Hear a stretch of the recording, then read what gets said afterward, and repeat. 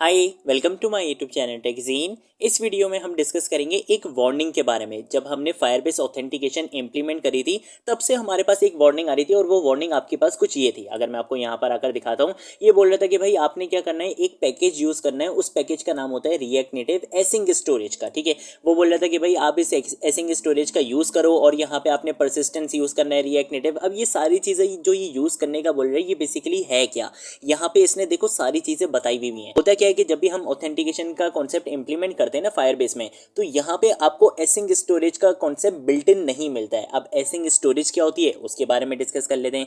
जिस तरह से वेब डेवलपमेंट में हमारे पास लोकल स्टोरेज होती थी कि आपका जो डेटा होता था वो आपके ब्राउजर की लोकल स्टोरेज में स्टोर हो जाता था, ताकि अगर आप अपना पेज रिफ्रेश कर दो या अगर आप अपना टैब क्लोज कर दो, जब तक आप खुद से वहां से लोकल स्टोरेज से वैल्यू को डिलीट नहीं करोगे तब तक वहां से वैल्यू डिलीट नहीं होती थी। चाहे आप अपना सिस्टम ऑफ कर दो, अपनी एप्लीकेशन को रिफ्रेश कर दो, कोई भी चीज कर लो, जब तक आप खुद से वहां से रिमूव नहीं करोगे तब तक वहां से डेटा रिमूव नहीं होता था। और उन चीजों का हम यूज क्यों करते थे, सेशंस क्रिएट करने के लिए। जैसे आपने देखा होगा ना, बहुत सारी एप्लीकेशंस में क्या होता है कि अगर आप एक बार लॉगिन कर लो तो जब तक आप लॉग आउट नहीं करते आपको बार बार लॉगिन नहीं करना पड़ता। चाहे आपकी एप्लीकेशन रिफ्रेश हो जाए, आप अपनी एप्लीकेशन को बंद करके दोबारा खोल लो, कोई भी काम आप कर लो, आपको दोबारा से लॉगिन करना नहीं पड़ता है।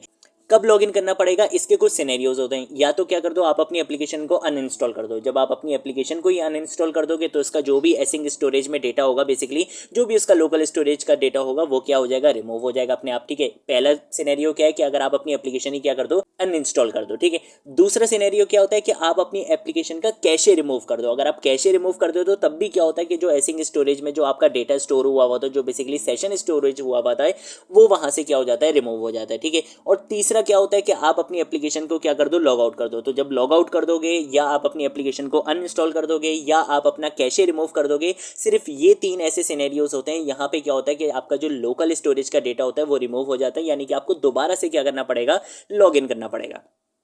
अदरवाइज आप अपनी एप्लीकेशन रिफ्रेश करो, आप अपनी एप्लीकेशन को बंद करके दोबारा खोल लो, कोई भी काम करो, आपको दोबारा से लॉगिन करना नहीं पड़ेगा। ठीक है, जो आपने बहुत सारी एप्लीकेशंस में देखा वही होगा कि आपका फेसबुक का अकाउंट भी लॉगिन हुआ हुआ होता है, इंस्टाग्राम का अकाउंट भी लॉगिन हुआ हुआ होता है और आप इजीली वहां पे क्या कर रहे हो, तो यूज कर रहे हो। तो ठीक है, तो यही कॉन्सेप्ट इंप्लीमेंट करने के लिए कौन बोलता है आपको, फायरबेस कॉन्फिग। ये बोल रहा है कि भाई ये वार्निंग दिखा रहा है कि भाई यूजर को क्या करना पड़ेगा, बार बार क्या करना पड़ेगा, लॉगिन करना पड़ेगा। तो इससे बेहतर क्या है कि आप क्या यूज कर लो, रिएक्ट नेटिव एसिंग स्टोरेज का यूज कर लो। एसिंग स्टोरेज बिल्कुल वही है जिस तरह से वेब डेवलपमेंट में लोकल स्टोरेज होती थी, वहां पे आपका जो डेटा होता था वो आपके ब्राउजर में स्टोर हो रहा होता है, यहाँ पे आपकी डिवाइस में क्या हो रहा होता है, आपका डेटा स्टोर हो रहा होता है। ठीक है, तो अब हम सिंपल क्या करेंगे, इसी पैकेज को बेसिकली क्या करेंगे, इंस्टॉल करेंगे। तो मैं यहाँ पे कंट्रोल सी करूंगा, यहाँ पे आके कंट्रोल सी से इसको क्या कर दूंगा, यहाँ पे टर्मिनेट कर दूंगा। ठीक है, तो मैंने यहाँ पे इसको टर्मिनेट कर दिया है और हम इसको भी यहाँ से भी हटा देते हैं ताकि जो भी हम कोड वगैरह लिखें वो आपको यहाँ पे अच्छे से दिखे। ठीक है, मैं यहाँ पर आऊँगा, यहाँ पे आके मैं बोलूँगा npm i और आपने क्या करना है, इस वाले पैकेज को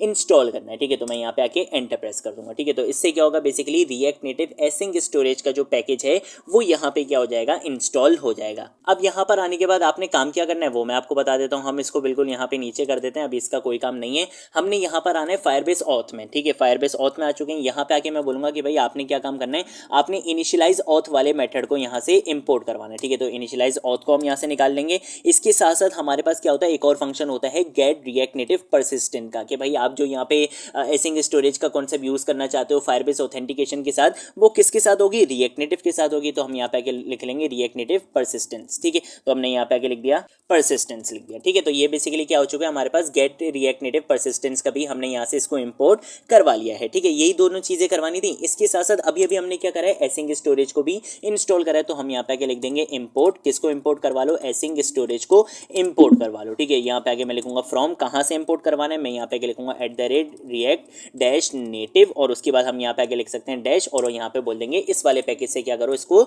इंपोर्ट करवा लो। ठीक है, तो जो इंपोर्ट वाला काम था वो सारा तो हम यहाँ पे कर चुके हैं। अब क्या करना है, यहाँ पे आपने क्या करा था, एक ऐप का इंस्टेंस बनाया था। ठीक है, यहाँ पे हम इस गेट ऑथ का इस तरह से यूज नहीं करेंगे। मैं इसको यहाँ पे क्या कर दूंगा, कॉमेंट कर दूंगा। अब हम क्या करने वाले हैं, हम यहाँ पे आके लिखेंगे एक्सपोर्ट का कीवर्ड, उसके बाद मैं लिखूंगा कॉन्स का कीवर्ड। हम बोलेंगे ऐप का क्या होगा, एक इंस्टेंस होगा, उसको आपने क्या करना है, बेसिकली एक्सपोर्ट इम्पोर्ट करवाना है। यहाँ पे आके हम यूज करते हैं इनिशियलाइज ऑथ वाला फंक्शन, ठीक है। तो हमने यहाँ पे आके यूज कर लिया इनिशियलाइज ऑथ, जिसको अभी अभी हमने यहाँ से क्या करवाया था, इम्पोर्ट करवाया था, ठीक है। तो हमने यहाँ पे इनिशियलाइज ऑथ लिख दिया है। इसके अंदर आप दो चीजें पास करवाते हो, एक तो होती है आपकी ऐप, तो हमने यहाँ पे पास करवा दिया ऐप। अच्छा, यहाँ पे ऐप नहीं लिखना था, यहाँ पे ऑथ लिखना था, ठीक है। तो यहाँ पे एक तो होगी आपकी ऐप जो आपने यहाँ पे अभी अभी फायरबेस की एप्लीकेशन कॉन्फ़िगर करवाई थी, ठीक है।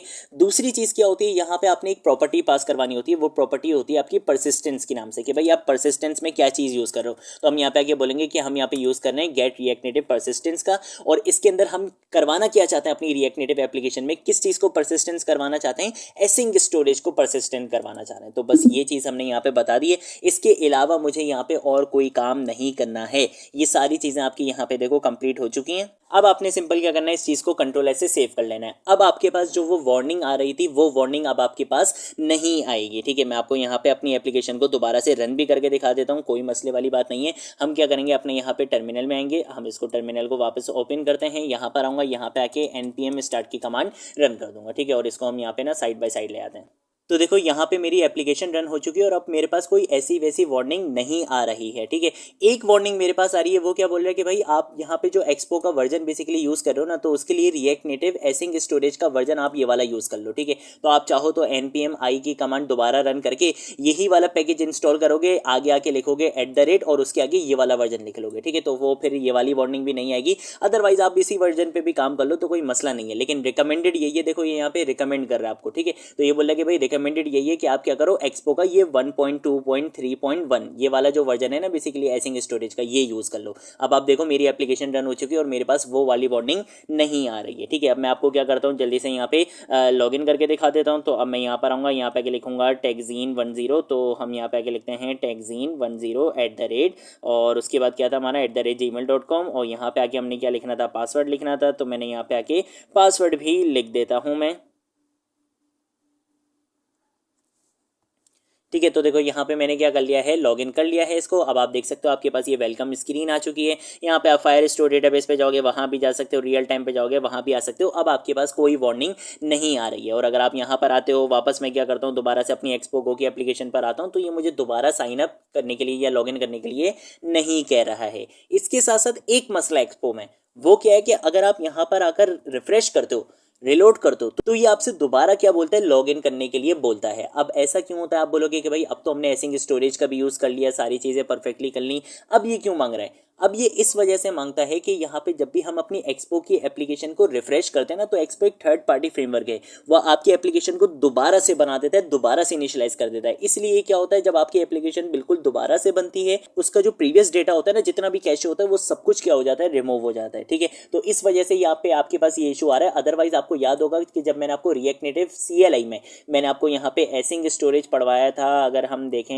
एसिंग स्टोरेज हमने कहाँ पढ़ा था, ये पढ़ा था, तो आपने देखा होगा कि यहाँ पर ये इशू नहीं आ रहा था। क्यों नहीं आ रहा था यहाँ पे ये इशू, क्योंकि यहाँ पे हम कोई थर्ड पार्टी फ्रेमवर्क का यूज़ नहीं कर रहे थे, बट हम यहाँ पे ऐसे एक्सपो का यूज़ कर रहे हैं। तो एक्सपो में इस टाइप का एक इशू है, लेकिन ये सिर्फ डेवलपमेंट साइड पे, प्रोडक्शन साइड पे ऐसा कोई इशू नहीं आता है, ठीक है। तो ये थी हमारी आज की वीडियो। अगर कोई चीज़ नहीं समझ आए, नीचे कॉमेंट सेक्शन में पूछ लेना, सोशल मीडिया अकाउंट्स पे पूछ लेना, मैं ज़रूर आप लोगों को रिस्पॉन्ड करूँगा। अब हम मिलेंगे नेक्स्ट वीडियो में नेक्स्ट टॉपिक के साथ, तब तक के लिए बाय बाय।